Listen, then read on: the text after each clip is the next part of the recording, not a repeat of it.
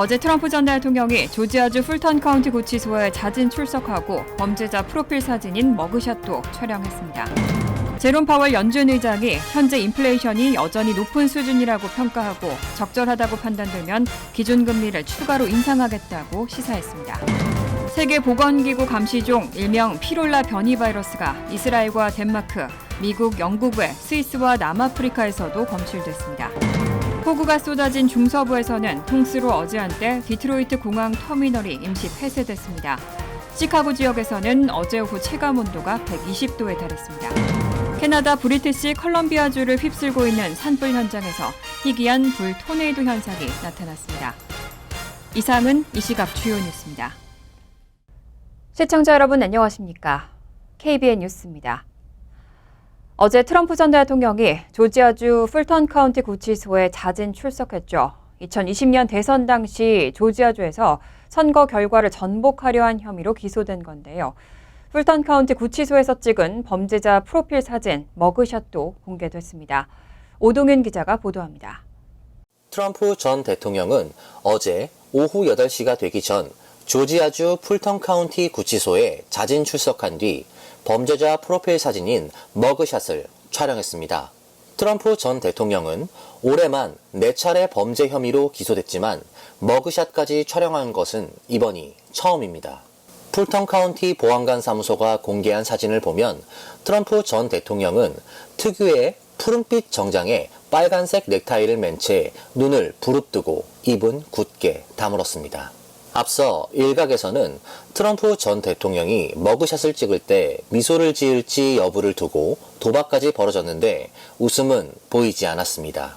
전직 대통령이 퇴임 후 머그샷을 촬영한 것은 이번이 처음입니다. 트럼프 전 대통령의 수감번호도 공개됐고 측정된 키와 몸무게도 공개됐습니다. 다만 트럼프 전 대통령은 변호사를 통해 사전에 검찰과 합의한 대로 보석금을 내고 약 20분 만에 구치소를 빠져나왔습니다. 또 하츠필드 잭슨 애틀란타 국제공항에서 만난 취재진에게 자신은 잘못한 일이 없다면서 이번 기소는 우스꽝스러운 정의라고 비판했습니다. 이어 우리 모두는 정직하지 않다고 생각되는 선거에 대해 도전할 권리가 있다면서 앞선 3차례 기소처럼 이것은 선거 개입이라고 주장했습니다. 트럼프 전 대통령은 2021년 1월 초 브래드 레펜스퍼거 조지아주 국무장관에게 전화를 걸고 선거 사기를 주장하면서 선거 결과를 뒤집기 위한 11,780표를 찾아내라고 협박하는 등 대선 결과를 뒤집기 위해 시도한 것과 관련해 13개 혐의를 받고 있습니다. KBN 뉴스 오동윤입니다. 제롬 파월 연방준비제도 의장은 현재 인플레이션 수준이 여전히 높다고 평가했습니다. 목표치를 달성할 때까지 적절하다고 판단되면 기준금리를 추가로 인상하겠다고 시사했습니다. 오늘 와이오밍주 잭슨홀에서 캔자스시티 연방준비은행의 주최로 열린 경제정책 심포지엄 개막 연설에서 제롬 파월 연준 의장은 적절하다고 판단되면 우리는 기준금리를 추가로 올릴 준비가 돼 있다며 물가 상승률이 지속해서 목표 수준으로 하락하고 있다고 확신할 때까지 긴축적인 수준에서 통화정책을 유지하겠다고 밝혔습니다. 파월 의장은 현 물가 수준에 대해 인플레이션이 고점에서 하락한 것은 반가운 진전이지만 여전히 높은 수준에 머물러 있다고 평가했습니다. 파월 의장은 또 6월에서 7월 근소한 물가 상승률이 둔화한 것은 환영할 만한 일이라면서도 2달간의 양호한 데이터는 물가가 목표치를 향해 지속해서 하락하고 있다는 신뢰를 구축하는 것의 시작에 불과하다고 강조했습니다.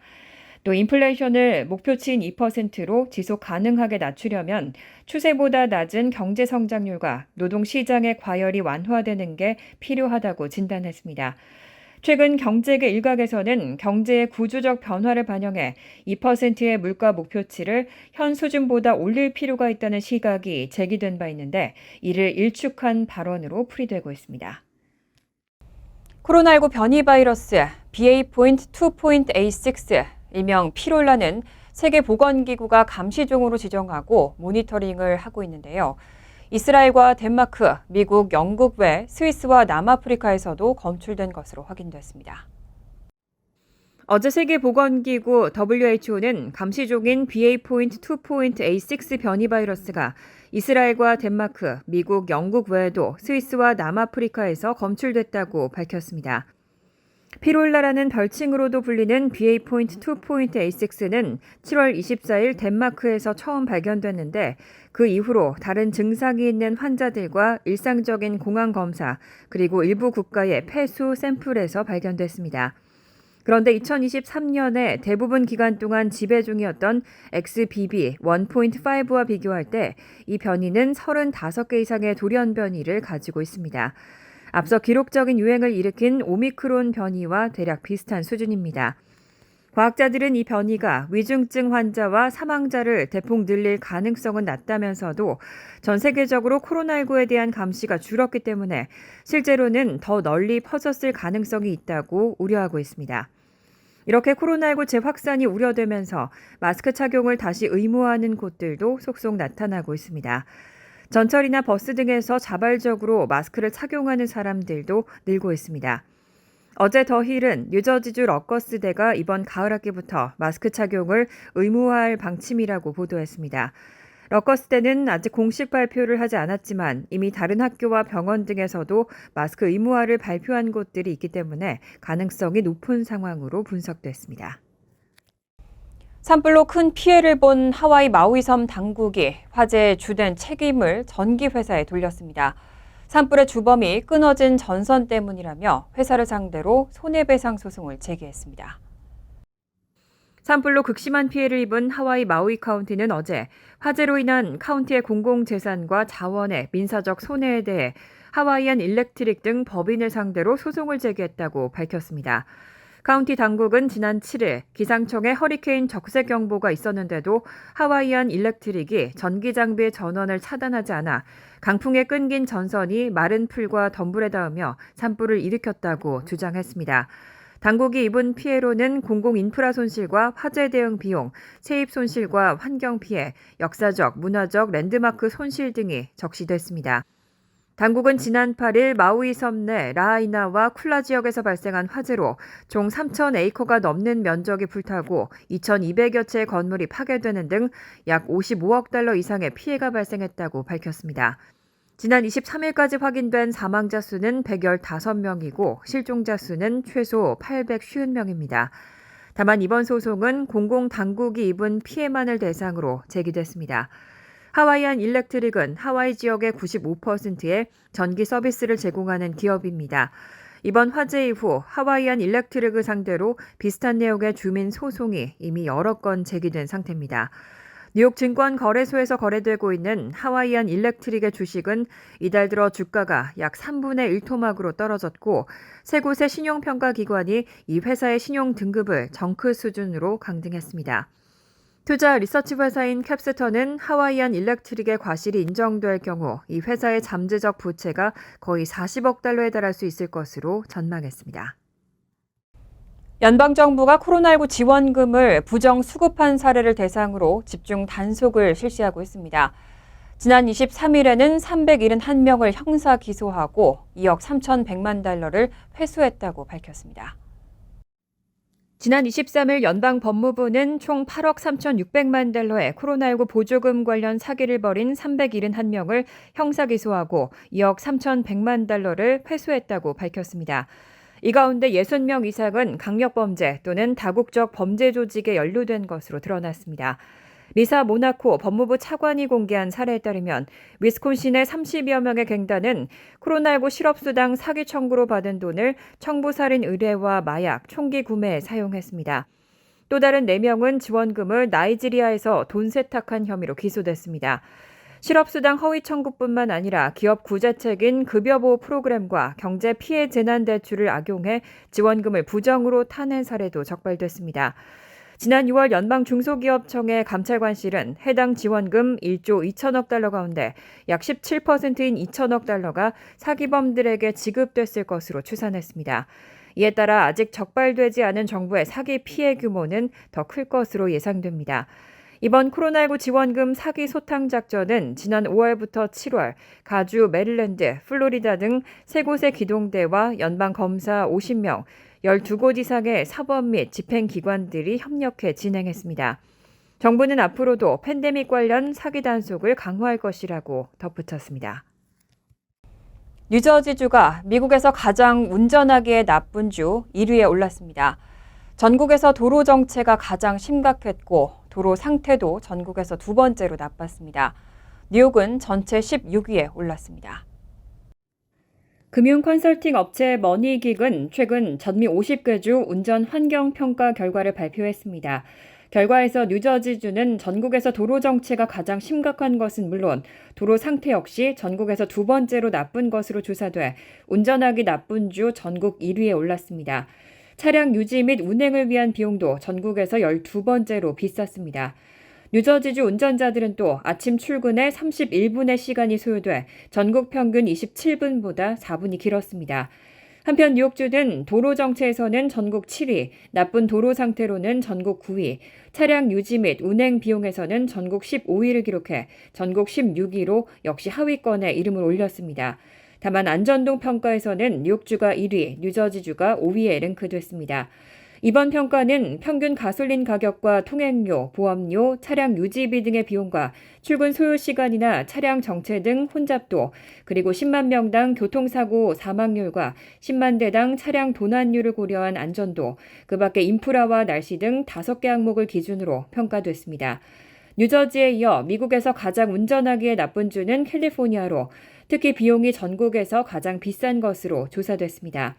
평균 가솔린 가격은 갤런당 $5에 가까웠고 연간 평균 통행료는 $499, 연간 평균 유지, 관리비는 $416였습니다. 반면 운전하기 가장 좋은 주는 네브라스카로 비용이 전국에서 가장 낮았고 도로 상태 등 인프라가 최고 상태를 유지하고 있는 것으로 조사됐습니다. 폭우가 쏟아진 중서부에서는 홍수로 어제 한때 디트로이트 공항 터미널이 임시 폐쇄됐습니다.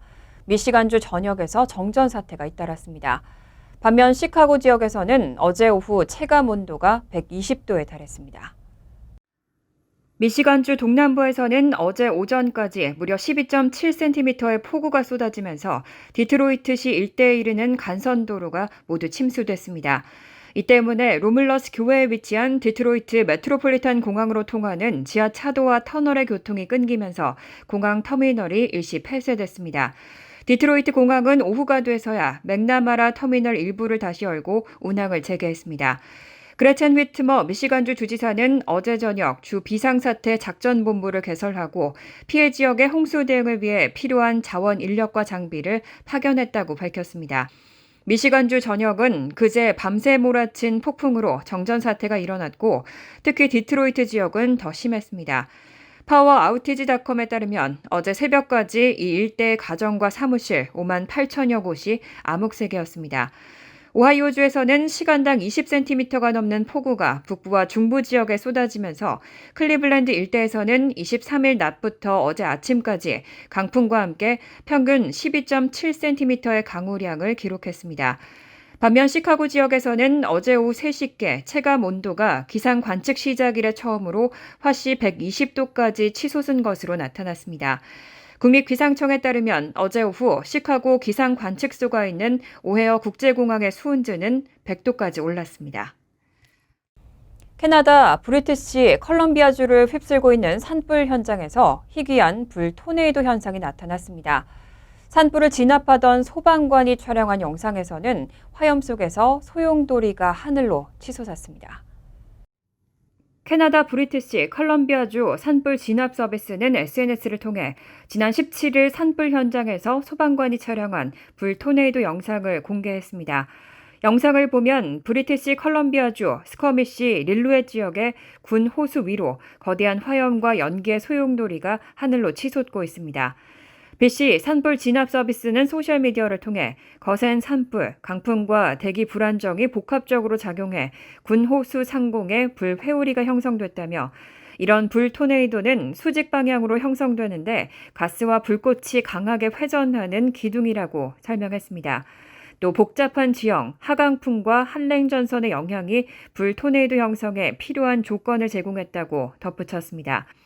산불관리국은 며칠간 덥고 건조한 날씨에 이어 오전 3시에서 6시 사이 한랭전선이 호수 지역을 통과하면서 이런 현상이 나타났다며 거센 산불과 강한 바람, 대기 불안정이 결합하면서 호수 위에 불 소용돌이가 발생했고 이는 믿을 수 없을 정도로 드문 현상이라고 밝혔습니다. 지난주 400여 건의 산불이 발생한 브리티시 컬럼비아주에는 비상사태가 선포됐고 3만 가구에 대피령이 내려진 상태입니다. 간추린 소식입니다. 사이버 외교사절단 반크가 750만 재외동포의 이주 역사를 알리는 뿌리교육 사이트를 구축했습니다. 반크는 이 사이트를 재외동포 이주의 시작, 그들이 겪은 역사, 현재를 기억하기 위한 공간이라고 규정했습니다. 사이트는 재외동포의 정의와 이주 역사의 시작과 과정, 대륙별 재외동포 역사, 유대인 이주사 등으로 구성됐습니다. 대륙별 재외동포 이주 역사는 각국에서 발생한 역사적 사건과 한인 단체, 독립운동가, 동포 이야기, 주요 한인 거주지와 유명 인사 등으로 기술됐습니다. 외교부에 따르면 2021년 기준 재외동포 인구는 732만 명입니다. 브라질 상파울루시에 한식의 날과 한복의 날을 제정하는 법안이 발의됐습니다. 상파울루 총영사관에 따르면 법안은 1차 가결된 상태며 최종 통과되면 상파울루시에서 10월 21일은 한복의 날, 10월 23일은 한식의 날로 각각 지정됩니다. 최종 통과는 10월 시의회 총회에서 이뤄질 것으로 예상됩니다. 총영사관은 브라질 한인 이민 60주년을 기념해 진행한 한복 행사의 성공적 개최와 한식 관련 다양한 프로젝트의 진행이 이번 법안 발의의 바탕이 됐다고 전했습니다. 지난 3월 상파울루의 문화 중심지라고 할 수 있는 파울리스타 대로에서는 처음으로 대규모 한복 퍼레이드 행사가 열리며 많은 브라질 사람들의 이목을 끌었습니다. 뉴욕 한인회 이사회는 지난 23일 뉴욕 한인회관에서 열린 제2차 정기이사회에서 현재 17명으로 구성된 이사회를 단체 이사 60명, 개인 이사 40명 등 100명 이상으로 구성된 이사회로 대폭 확대한다는 내용 등이 담긴 정관 개정 계획안을 공개했습니다. 계획안에 따르면 단체 이사 부문은 뉴욕, 뉴저지, 커네티컷 지역에서 합법적으로 등록, 활동 중인 60여 개 단체를 선정해 이사를 영입하는 것을 목표로 하고 있습니다. 또 개인 이사 부문은 위원회 추천으로 단체 이사의 3분의 2 비율인 40명을 이사로 영입한다는 계획입니다. 단체 이사의 임기는 단체 법인이 존속하는 한 이사회비를 납부하면 지속적으로 유지되고 개인 이사는 3년 임기, 3번 연임으로 9년 후에는 1년 휴직 후 다시 이사로 영입될 수 있습니다. 뉴저지 주 정부에 따르면 내일부터 다음 달 4일까지 10일 동안 학용품이나 컴퓨터 등 학교 수업 관련 물품을 구입하는 소비자들에게 6.625%의 주정부 판매세가 부과되지 않는 백투스쿨 판매세 면제가 실시됩니다. 지난해에 이어 올해 2회째 실시되는 겁니다. 면세 품목은 연필이나 공책 등 각종 학용품, 물감이나 붓 등과 같은 미술용품, 참고도서, 지도, 지구본 등 교육 관련 자료, $3,000 미만 컴퓨터, $1,000 미만 컴퓨터 관련 제품과 스포츠 및 레크리에이션 장비 등입니다. 환율과 증권 소식입니다.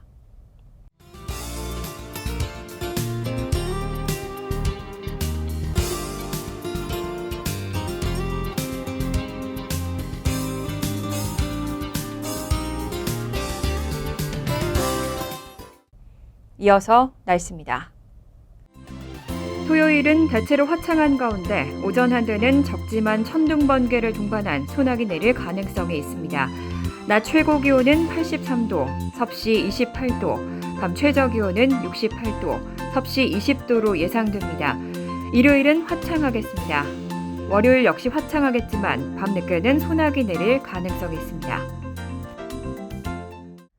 이상으로 KBN 뉴스를 마칩니다. KBN과 함께 즐거운 저녁 되시기 바랍니다.